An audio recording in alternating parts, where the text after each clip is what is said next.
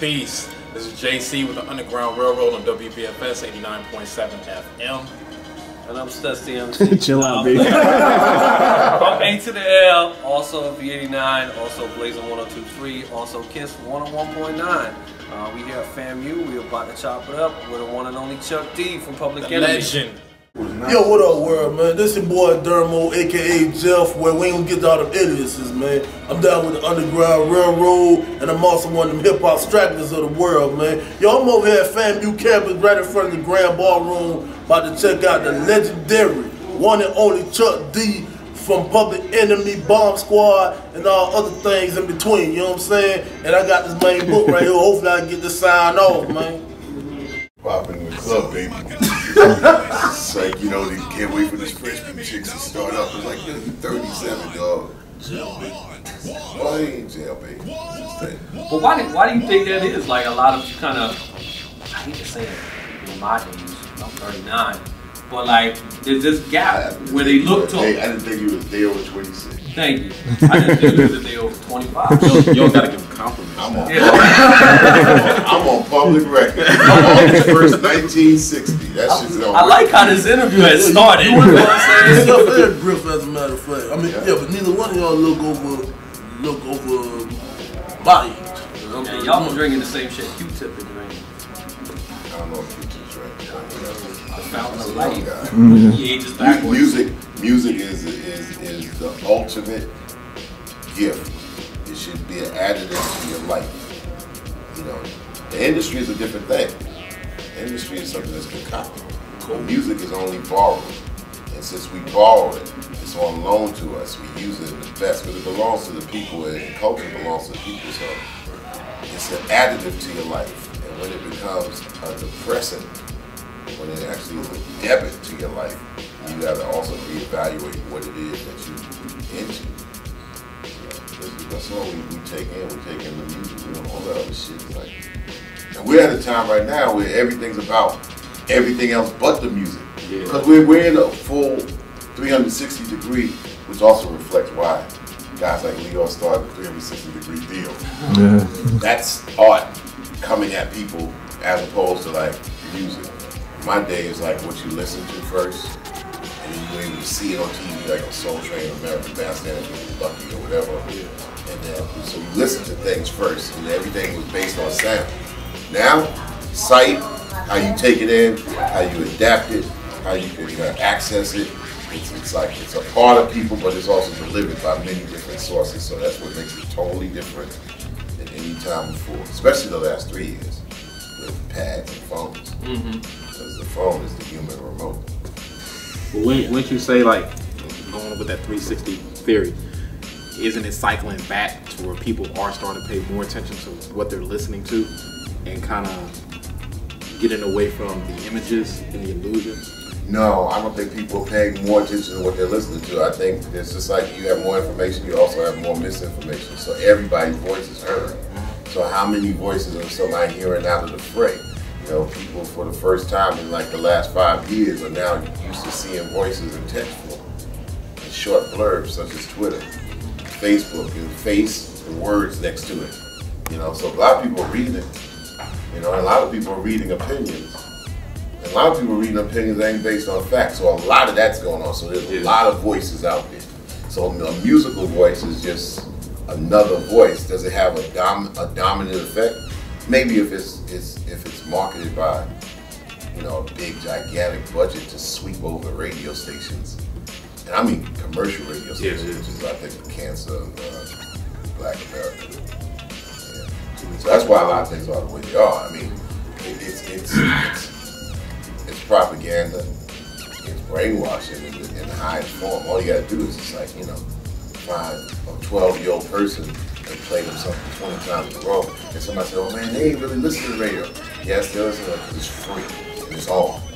Nothing's gonna pop better than something being free and accessible. It's free.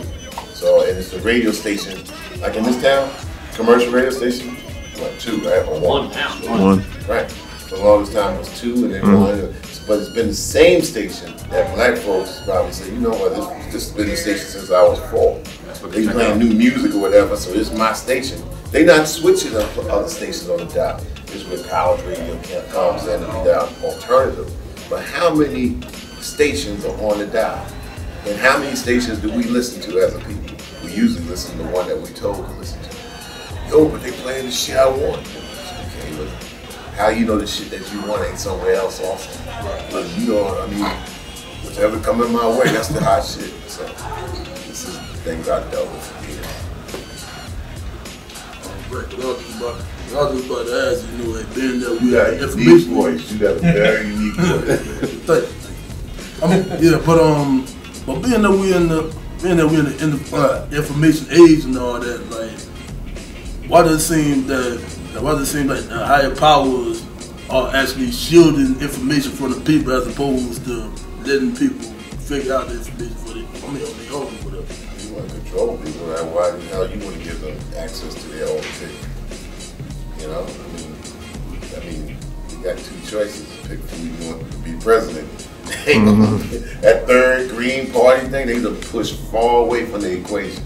So you got Mitt Romney or President Obama, and most people just think that it's their choice to have these two choices. When there's a lot of choices out there that started out, but they didn't have the money and stuff like that. So I mean, you ask like, how come we don't? I mean, business isn't we, right? It's like, you know, I mean, it's you know, the most important thing that people can do is you have a sense of yourself. It's keeping your antennas up. Because the real estate of the millennium is your mind. But people don't have control over their own mind. They've given this volunteer slavery. It's like, you know, boom. I mean, what my thoughts are, you can just totally have and take it. You know, and then people, I mean, you know, you've heard of people losing their mind. People are giving their minds away, especially in this last 10 years of the millennium. So, and it ain't even opinion. Lose this, bro, you got a problem for the next 2 days. Yeah. Cutting off your hair is a serious thing. Music's in there, all my contacts. Yep. Yep. Boom, somebody take it back. My Chuck D interview. You can find another one. I'm gonna be running my mouth regardless. No, sir. No, How you doing? good to see you, man. Now, Tony, good to see you Chuck. too. It's a pleasure. Hey, I'm here just taking pictures, so please man. don't mind me. You know, Thing, let it roll natural. There you go. There we go. One of the things that I was interested in seeing if you can kind of updated your view or whatever, and I know you got it a lot with Flav doing them reality shows, and people was asking you about how that worked with Flav versus Public Enemy or whatever. But now that, you know, Ice-T has won, have you changed your opinion and now like artists are using that to their advantage? Because, you know, Ice is pushing like the art of rap off the back of his like documentary, off the back of the reality show or whatever. I think the art of rap was a whole different other thing. I think Ice went into that as a documentary film and on its own merit. Ice's experience as a person, seeing how television works, being, you know, his what do you call it, TV drama that he Law and does. Order? Yeah, Law and Order, and then also Ice and Coco, you know, allowed him to understand what tools to come and do something for the art form. But Ice has been in the movies and the television for like 20-something years to finally get the mechanics of how they work. And my thing with like this with Flavor, I mean, Flavor doing reality TV show, he hasn't been on the air in 4 years, maybe 5 years. And people are like, yo, man, Flavor. I mean, it shows you that television and that business is really in control. And he been on, hey, how you doing, bro? What's going on, bro? All right, good to see you, sir. Likewise. You know, and the thing about it, he's been trying to do a talk show. Right. But the industry at hand is not as big as you think it is. Really 2 or 3 situations, unless you want to, you know, do an HGTV show to rehab cribs like Vanilla Ice did. But you know, I mean, yeah, you get told that there's 700 cable channels out there, but really, is there 700 channels? It's not. So Flavor, from day one, Flavor was a visual character. His hype man thing was like, yeah, you can hype vocally, but your thing really is when you see, you know, PE Live, and he built the hype man role. He always was the dude to have a camera, you know, on him. Flavor was Flavor before the reality TV. I used to always tell him, you know what, your thing is to do TV and movies. but he ain't got the patience to learn no damn script, and nobody writing a script for him because he got to learn that script. Right. But who would have thought that, you know, television would actually follow you with a camera and then become a tool of an editor? Right. And that's what reality TV, all the shows are just like, you know what? Do what you do. We'll just take it to the lab and chop it, you know, chop it and screw it and put it right back out. It's a producer's, director's, editing, cutting business. Right. Before it was like, you know, you got to learn the script, the delivery, or to do a talk show, you got to engage yourself and learn. You know, it's a lot of work. Reality TV, you ain't got to remember shit. Just be you. We got you. Boom, boom, boom, boom, boom. But at the end of the day, it becomes a production company's thing. Yeah. It's almost like it's their end of the view. It's like a producer and a rapper who's just basically like, well, what do you rap about? Well, I don't know, but the producer makes it hot. There's got to be a little bit of both in there. It's like, can't just have one input on just one side. I mean, my thing is like, Yeah, you we write just a keep it song. real, man. Well, my thing is like, you write a song, what are you gonna write about? Well, I'm just saying, you know, I'm just reflecting my house. All right, you fucking 22 years old. 10 years later, you still doing it. I'm just, you know, I'm like, okay, it's just right. 10 years later, when you said you was gonna quit when you were 25, now you're 42. What you rhyming about? Well, I'm saying, you know, cats in the streets, what they need to hear, but you're not in the streets. You're 42 years old. You've been sending your kids to Catholic school for the last yeah, but you know, I gotta relate to it. So I tell people, I said, the essence of really being true to yourself is just delivering who you are and what you are. Play your lane.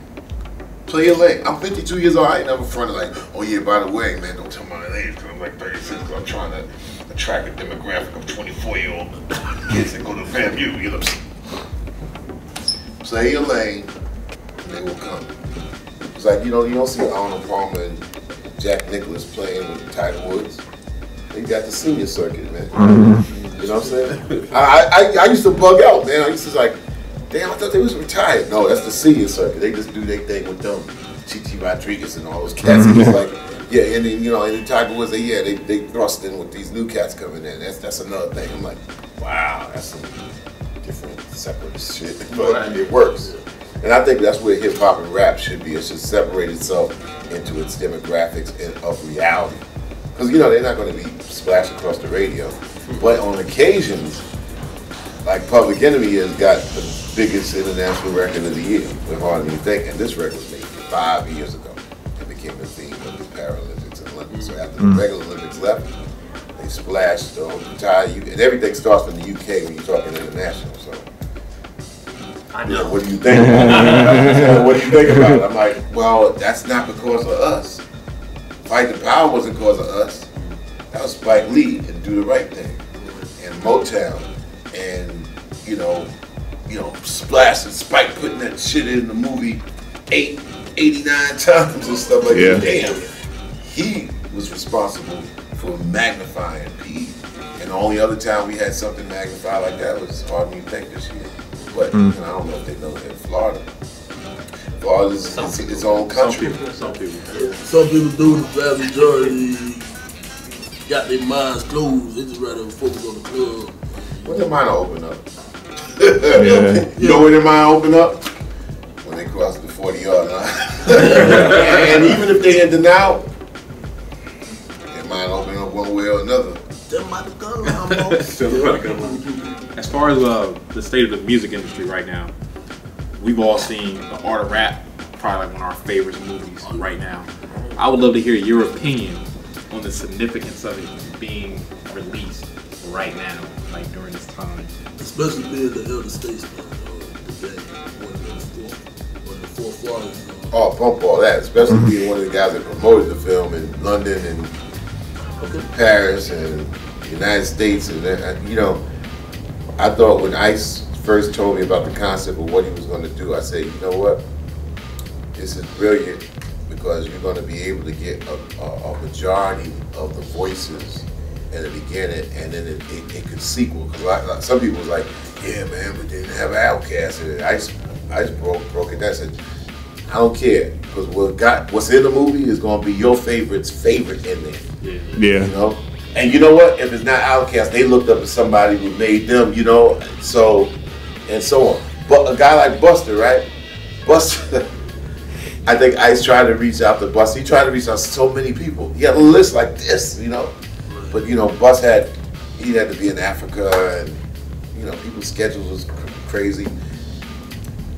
You know, they showed the premiere in New York, and Buster sent Ice a text like, "Yo, I am deeply in regret of not being in this movie," you know. So Ice says he has enough footage to actually turn this into a TV series. Oh wow! He's still good because Buster's like one of those unique voices in the game, and also Lord have mercy. Of course. Yeah. Well, you know, I mean, over talk about the beginning of rap. So he had. I was very happy that a guy like Grandmaster Cass. Yeah. Well, I'm just saying. I mean, really, the outfit is very important to anything you do. He wrote the first rap record's lyrics. Right. Cass could talk about how this evolved and that evolved and all that. It's like, yeah, but it would not be this without that. Yeah, but you know what I'm saying? It's just like, yeah, but you know, the way intricate detail that he's able to, you know, yeah, but you got to talk about, like in ball, you got to talk about Jim Brown before you talk about other running backs. Right. Yo, but if that was back then, I was like, what are you talking about? That couldn't be back then. It was back then, and then cats looked at that, they grew up looking at that, to form themselves after that. That's why you got, I mean, Melly Mel. I looked at Melly Mel, man, like I was like when I was 19, 18, I'm a little older than Melly Mel, like slightly. And I just said, yo, that was the first MC I saw that just like, yo, trust me. I was a bad boy when I was 17, 18, 19 too. But I didn't rhyme seriously. Yeah. I was just like, yeah, well, you know, I got on the mic to just get whack cats off the mic. Right. So the whack cat will shut the party down. You know, you dancing with some chick, and all of a sudden the guy get on, he rocking Good Times, he sound terrible. The chick is not dancing with you. Then you be like, oh, you looking at the DJ like, what the fuck? I don't know what he's doing. I mean, you know, what they doing? Like, yo, man. So that's one of the reasons you had to hate whack MCs and whack DJs cutting off beat. So you get your dance on, and somebody good. It's like, yo, man. When Flash cut, it was Good Times, good. You know, I mean, keeping up, and then you had Melly Mel spinning over it. Yeah. Parties moving. You know, cats. You know, just like tracks. You know, track is only a track. You get somebody to make it even stand out, or you get somebody to stab it. Track stabbers. It's like you stabbed, you murdered the track, you killed any life in it. It was better off having an instrumental, dog. For real. That's why I believe that producers out there, they should just be like jazz cats in their head. Make instrumental albums, man. Just make instrumental albums, build on that. If somebody worthwhile is going to come and pick it and take it and spit, then automatically, then you're a producer then. Because they took your track, they spit over it, they might have did whatever on it or whatever, and that's your track. Because undeniable, because you already put it up, you know, into the marketplace. Absolutely. I'm glad that Big Daddy Kane pointed it out too in that documentary when he said that people that wasting time basing their career off of a hot beat, basically what they did was they made the producer the star. And you know, like going back to what you were saying, I'm going back to what you were saying also in regards to the DVD. Like that, I mean, that documentary right there pretty much, they pretty much confirmed the fact that hip hop itself doesn't have an expiration date, because you know, like I walk around sometimes, and then, you know, like I hear comments, you know, from the young cats about, you know, people that came out like Common or Nas or whoever talking about, oh man, them old motherfuckers, what the hell they doing on the mic? Why they in the magazines? They just go every time. But watching that DVD, I'm glad to see that the hip hop is ageless. Well, that's in the DVD. You can't pay attention to somebody who's like 21 years old. I don't want to be elitist like that, but you also got to say, look, man, who's your mama? What's the big, man? man. You only listen to the goddamn radio. You just got on the internet. And the internet is in your phone. I'm like, it's important. You're important. Everybody's important. But you're not that important to say what something is. It's like somebody looking at a football game. You don't know none of the motherfucking players. You don't know none of the history. And you seen the dude running the end zone, but they called it back. You didn't know that the flag was thrown down. Right. That's a bad motherfucker right there. No, the flag was thrown down. No, but I'm saying it. Nice. It's like, if the flag was thrown down, it's null and void. What you talking about? I seen them make them cuts and all that. But it would have been one. I was like, dude, let it go. One thing about sports, you don't know your shit, they sit your ass to the side. And rap and hip hop, motherfuckers just embrace everything. It's like, yo, that opinion means something. Why? It's like 14-year-old person calls a radio station and his opinion count. You 14-year-old, you call ESPN, what do they do with that call? So-and-so feels that, you know, Kendrick Perkins is whack. You know, it's like, what the fuck that mean? I like Joe Budden's attitude. Right, yeah. The other day, Joe Budden was like, fuck, we care about that shit. I feel different, but Joe Budden is straight out like, do I look like I'm gonna follow what somebody else tell me what the fuck to do with my shit? Yeah. I don't tell that motherfucker to do what to do in fucking Waffle House. So I'm just saying that if this is gonna be your thing, your craft, it's good to pay attention to criticism, but it's like a blog, you know. Once the blogs became easy, it took writing out of the equation, and everybody shares an equal font. Right. Although they might spell that beautiful font with different spellings, right. But some of the vile stuff you see in blogs would be like, damn, this looks like a Ku Klux Klan hate letter. If you had to write the word, it'd probably be, I hate it'll be all crooked and shit. UNIGER.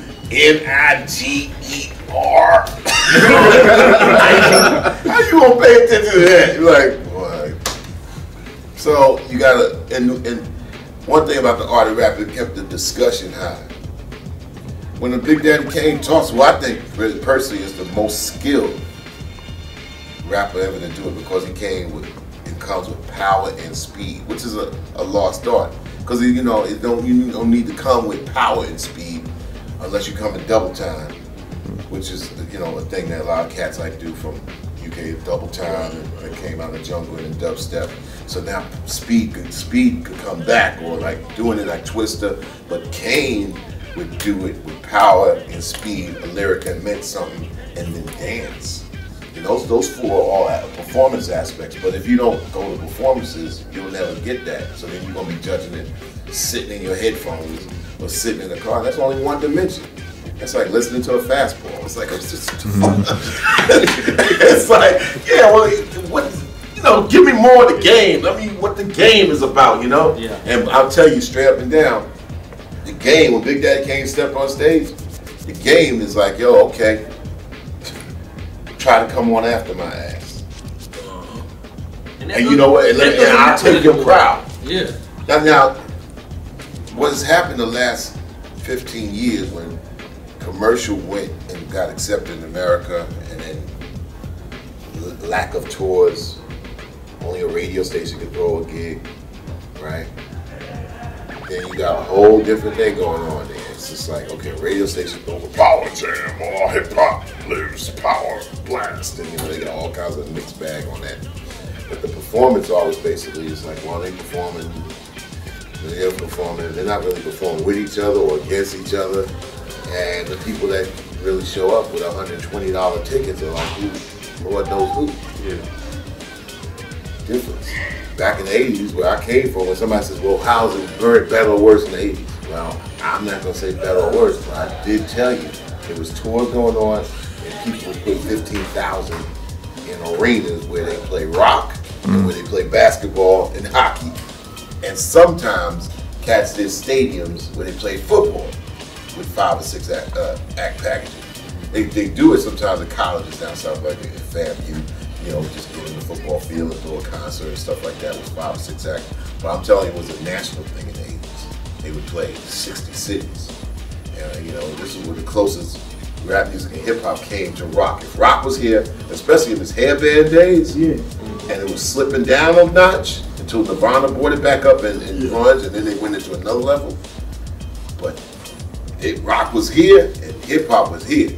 The Run DMC and Houdini, Beastie Boys, they was putting it on them, man. It's like, man, they coming out of the arena smacking the back wall. Jacksonville arena, the old brown Jacksonville arena. Also Miami, James Knight Center, but also when the first Miami arena popped up. Then you got Orlando, the old arena, and then before that the convention center, and then Tampa, you know, and then you got Atlanta, the Omni, which later became Phillips. There were regular rap shows in it. Albany, which had an arena, right in Albany, Georgia. The Civic Center. Yep, Civic Center. Savannah, Augusta, James Brown Arena, that they later called it. Rap shows were in there 5-6 times a year with 10, 12, 15,000 people on a regular $35, $20 ticket though. Now when they built these new arenas, it became a high mortgage place, meaning that a promoter just ain't gonna get us there and get the Birmingham, like they used to get the Birmingham Civic Center for like, 15 G's or 10 G's, and then say, oh, I got 10 G's, so if I get a total package for like 75 for talent and advertising and all that, hitting some people off, and I go in there for $20 a ticket and 15,000 people, and I'm making what? $300,000. And then a profit of 200. That game was eradicated by a lot of major corporations. Bill Clinton signed the Telecommunications Act in 1996 to allow stations to consolidate a good channel to buy everything. And then everything becoming polarized national and destroy regions. Being LA and New York. The record company's already in LA and New York, which means that Kanye West, he can't get big in Chicago on his own, so he's got to sign with LA or New York to get big in Chicago. Same thing in Florida. I mean, it changed. It was a little different because this was the last bit of the region that nobody wanted. Florida, Alabama, bottom of Georgia, Mississippi, Louisiana, a little bit of Texas. That's what Master P reigned. Master P reigned. Universal said, man, we got to get into that market. They tried to make a deal with P. He said, fuck that, I'm already doing good. Birth of Cash Money. Yeah. Cash Money gets financed to A, go in the market and take Master P out. So you go from to 99 to in 3 years. How's the kid going though? Kid only gonna respond to the radio like Pavlov's dog. Say that was hot, it ain't hot no more, this is hot. Master P, no limit, Cash Money in about 3 years. Take the last available market left. And then radio's already corked out. So it's national. It's not regional. Everything's national. You don't go national, you ain't nothing at all. That's where we stand now. And that's a shrinking thing because the ends haven't justified the means. Now they got the same 25 names that they say, man, we're wasting our time financing 50 fucking names, 100 artist development. Man, before, artists didn't have to get developed by a company. They got developed by the pecking order. Artists got developed on the road by the artists that brought them in or headline and showed them the ropes. Yeah. So you know what? I mean, you didn't get the ropes, your ass sent home. They care how many records you sold. It's like, yeah, good records, whack performer. They can't cut it. They can't pull. The headliners don't pull. The second support act, third support, they're gonna pull. In the beginning, people gonna say, yeah, I heard it. I like the record. Let me see how it suits. Let's see what they got. If you didn't have it, your ass was staying the fuck home or back in your region doing little clubs to see if you could come up and demand that spot. Yeah. So that's how it was. That was 15 years ago was the end of that. Master P had the last week. Now the region y'all got today is fragmented. But, you keep it alive. But it's fragmented to the point. It's fragmented to the point where it's still questionable whether the ends, justify the means. Well, it's a shame now, the station here sounds like Hot 97. Sounds like, they all sound the same. And it's crazy still for me to go to New York and hear like Hot. Man, I'm listening. You hear Rick Ross and a lot of Southern beats in New York. It's like, there's something weird about it. You know what I mean? This is because of music and program directors that made things national first before regional. And even that's cool because you know, at the end of the day, it's got to be about performance.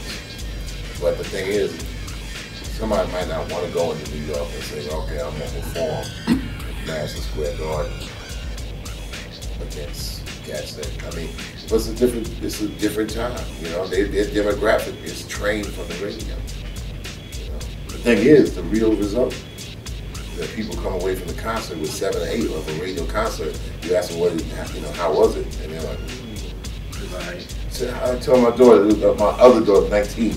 So you go to the concert, Drake, blah blah blah blah blah. Say, okay, you went. Okay, how was it? $85 ticket. Man, yeah, they're explosions.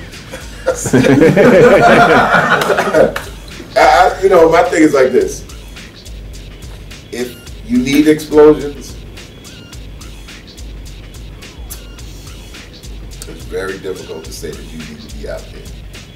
Explosions, pyrotechs, tricks, you know, juggling midgets and shit. I mean, you know, bottom line, where does the music come in? The music is only one element nowadays. I mean, the music was always just one element of hip hop in the beginning, but how seriously is the music being taken to be an art and craft? And this is where the art of rap, at least, was the story on how serious that aspect of the craft is. Now, other than the elements of hip hop being MCing, DJing, breaking, graffiti, now it's what? MCing, producing, making, style. You better get DJing than Yeah, but would you say the DJ? You better get DJing because the EDC dudes, man, just they straight out destroyed hip hop DJs as far as their crowd. And I'm telling you, let me play with EDC DJs, electronic dance. Yo, man, they do it in front of 50, 60, 70,000 guys like Skrillex and yo, man, they just snatched it from the hip hop guys. And that's only because the MC was separated from the DJ in the first place, and the DJ just got no acknowledgement. So the DJs went off somewhere else. They didn't go into producing, they went off into performance art on different music, and they ain't never looked back. And I also noticed too, as far as live performances, I mean the difference between back then and now. Like, you know, artists such as yourself, you know, probably Enemy, Professor Griffin, and them De La Soul. Like, when cats were performing back then, like they did a show. Like they didn't need, like, you know, they didn't need vocals. Yeah. Vocals. Yeah. Vocal tracks. Was it they definitely like they didn't need they CD or they desk to, you know, back them up. And yeah, where it's like nowadays, well, like back in the days, like it was considered taboo, but nowadays, like people do that now. It's like accepted. Yeah, well, it's like it kind of get me to thinking. Okay, well, maybe you know, maybe people forget their words, or people are lazy as hell. To, you know what I'm saying? All people's voices just not strong, or whatever. So I'm like. So at the end of the day, Chuck, like A to the L and I saw you when you performed in Orlando. That was last year, or the year before, at Firestone, and it was an amazing show. And like y'all went and did an incredible job for the whole time. But what keeps you motivated?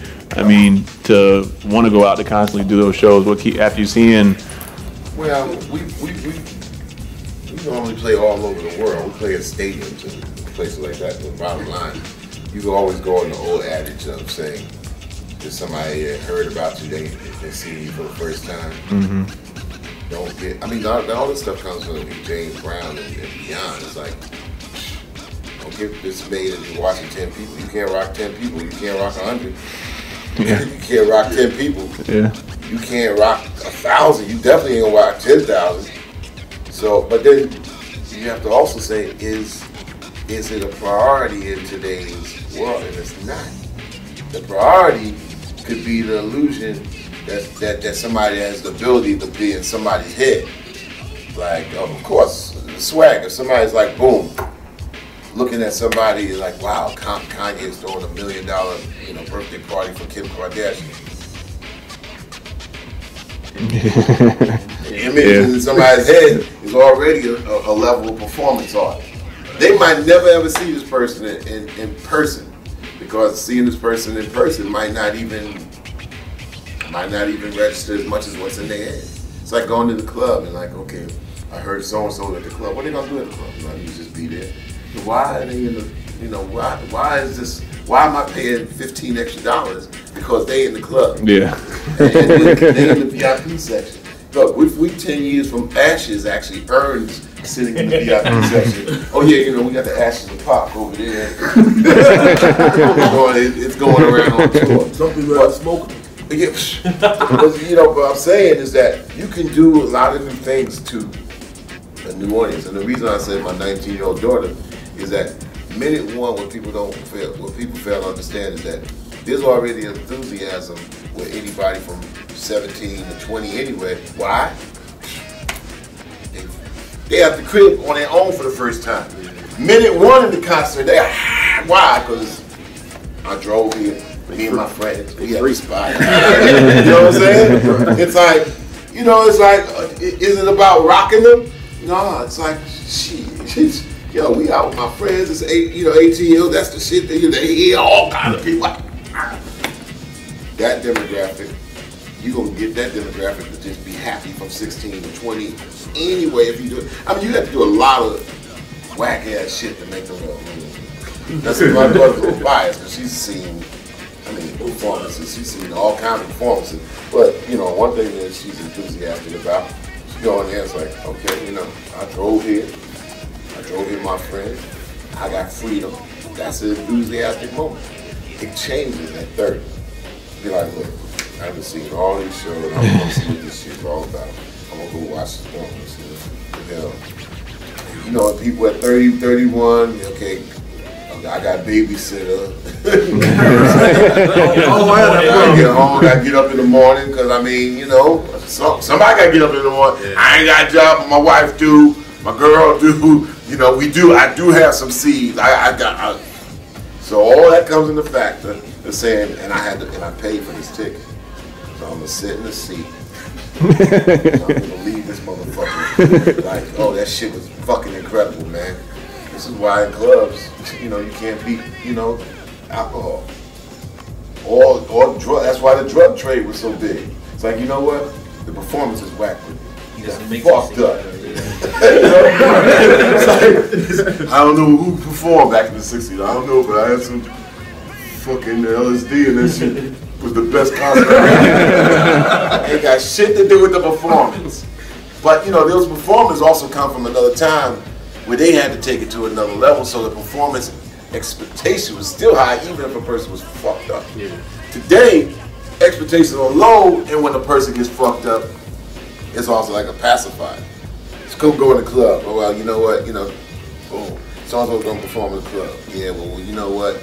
We got this, you know, $120 bottle, you know, whatever, that we drinking, and we having a great time, and we don't give a fuck if this performer do this shit or not. If you don't watch, I'm gonna throw one of these bottles up on the stage. You know, it's like everything is now the event of it all has rocketed past the element of like, yo, he's spitting on a hot ass beat, that shit is sick. It's like, then you're into the art of it. So you just entered the age 10 years ago of what jazz cats, you know, had entered into bop, you know. Jazz cats would go, you know, people don't understand bop. They understood swing, they understood Louis Jordan, and they got a little bit of, you know, when white cats start doing it, you know, like with a good, you know, Benny Goodman and all, okay, you know, it's fucking bop, the fuck, you know what I'm saying? You can't dance to it, you can't, and cats would be so much in the bop, they would be like, you know, the artists were like, oh, you can't get it, good, fuck you. Yo, man, y'all heard the story about Miles, man. Miles would be like going to the audience, man, I'm playing my back to you. You know? Yeah. Miles, yo, man. Melly Mel, man. I interviewed Melly Mel. He said, yeah, he met Miles Davis. Miles Davis got tons of stories that make you say, God damn, man, this dude, what the fuck, you know? Miles Davis, Melly Mel said, yo, I met Miles Davis. I said, what happened? Yo, man, he walked away from me. And Mal said, you know what? I understood that shit. I understood that shit. I understood it. I took it like that. He said, yo, man, I'm not even Mal. He said, that motherfucker just left him hanging. Hell no. Another Miles Davis story. Dude walks in, you know, make a long story short, it's like he goes in and somebody said, yeah, we'll let him sit in there, you know. So so, yeah, he's with the music business, yeah, let him in, whatever. He goes to find out that the dude, you know, was let in the Miles dressing room at the end of some performance or whatever. And finally, when it came to ID, I'm like, so you in the music business, right? Who you with? What you play? Well, I don't really play. He said, I do A&R for, you know, yo, man, let this motherfucker out. He said he was in the music. Motherfucker, you in the record business. He ain't in the music business. Get him the fuck out of here. Yeah. That's where a lot of hip hop purists are right now. They're like, yo, they about that. The art of rap is about, and you can't try to force it on somebody who basically say, yo, man, you know, like it's people that watch sports, man. They don't give a fuck about either team. They want to, you know, watch the fucking band and shit. You know what I'm saying? The college football, you know what I'm saying? Oh, you know, my ex was from Mississippi, you know. First time I ever heard about, like, yeah, we're going to go to the game, and it's like, and nobody's watching the game. It's like, yo, it's about halftime in the band. I'm like, band? I don't know, we watching the game. Oh, yeah, the band plays, so let's go on. You got people that follow rap music and hip-hop for all the adornments instead of the thing that actually is spawned from. But then you also gotta live in this world too. You can't beat yourself over trying to influence a 13-year-old kid who you have to give them time to grow up, because they're gonna hit a wall. They're gonna hit a wall and it's like, what am I into that makes me happy? And that's what everybody usually hits a wall and say, you know what, I used to be into that shit, I'm into this shit. I'm into rap music and hip hop. I'm in it for the craft and art, because it's what got me into it, and I followed it as a fan of that, so I kept along with it, whether it became big or not. What turned me on is that when I started seeing people like Run DMC and Grandmaster Flash playing in front of 20,000 people, challenging rock groups, you know, I thought that was like, whoa, that shit is like, because I respected rock, but I went to, you know, I come from a different time. I was growing up in the 70s, and I, from a black town, bused to a white high school taking a tech program. So my friends at the high school, they would be like Deep Purple, you know, Boston, Meatloaf and shit like that.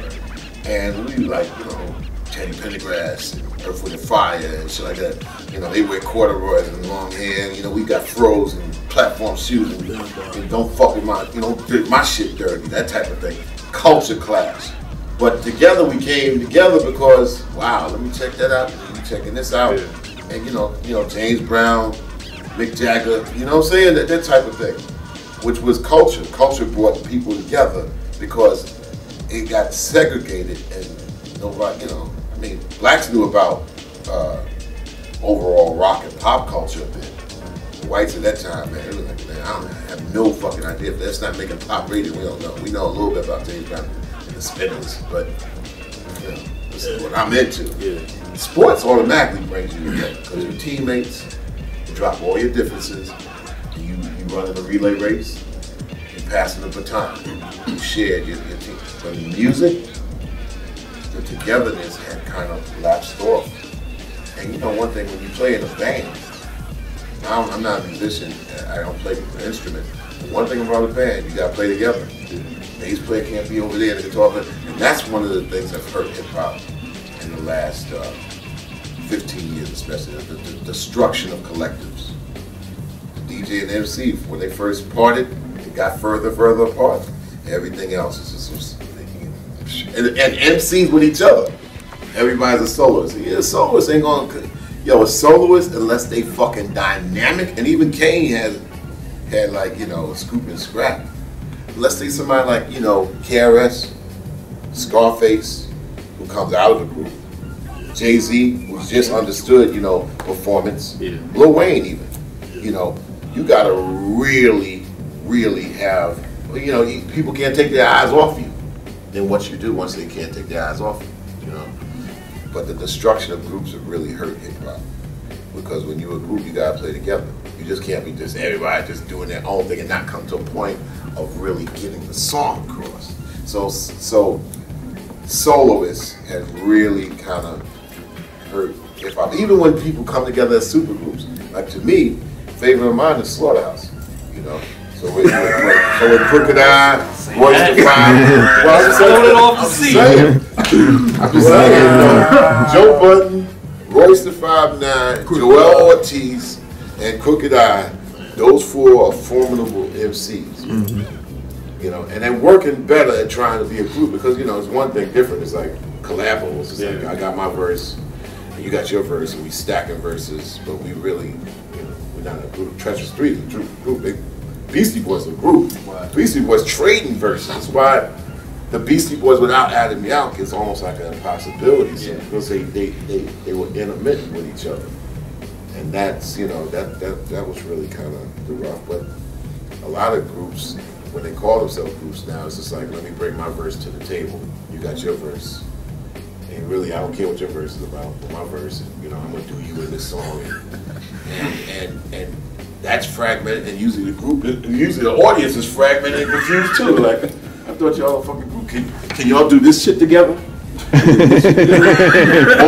y'all like this shit? And then, you know, and the audience is like, I'm not saying it doesn't work, but it gets stale after 15 minutes. Trust me. For a motherfucker to watch you over 15 minutes, better be more than this. Because, you know what? Those seconds go like, when you boxing, you knock somebody down, and Mark Breland told me this. It's like when you boxing, right? So I asked him, I said, how is it Mark in the ring? He says, yo man, time is a motherfucker, because it hits you from two different extreme angles. When you knock a motherfucker down, right? That 10 seconds, man, 10!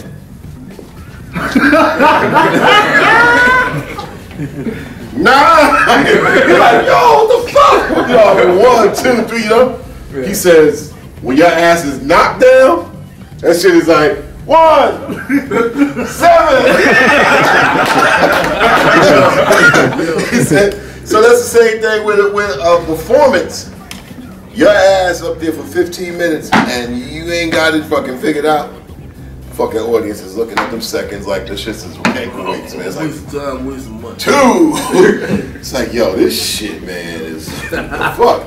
15 minutes, they just gave us. You sure they wasn't up there for like 8 hours? You couldn't wait to get them the fuck out of here, waste my time. That's why I fucking, you know, getting drunk is a motherfucking. Getting drunk has become the top 5 performer in the last 15 years. Because if you got drunk, you're like, well, I don't give a fuck what.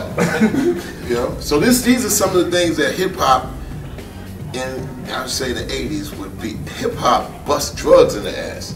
That's and I'm telling you, you had terror drugs in the 80s. You didn't have like, you know, motherfucker doing weed and shit. You had terror drugs, like motherfucker crack, cocaine, and hip hop was so good it bust drugs in the ass. It bust, you know, and cats had to give their all to keep attention. You had to give their all to keep attention. Because number one, if you don't keep somebody's attention, man, it's gonna be a problem. Especially if you got an audience of 5,300 and 4,000 of them is dudes. They looking around the fucking empty ass half arena and see ain't no females there. They're like, man, this motherfucker stepping on my feet. Get up, fucking push it on my back. Tensions. So the performance had to be like, yo, get rid of all the distractions, keep all the attention, and make sure that people just like keep their eye on the stage. You know, I think we're about to wrap it up. It's about that time, right? About that time. Now watch me have nothing to say out there. By the way, damn, I used all my shit back there.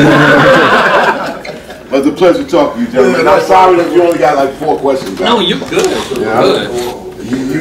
Yeah, you definitely at the end of it, but you know. No, we'll be fine.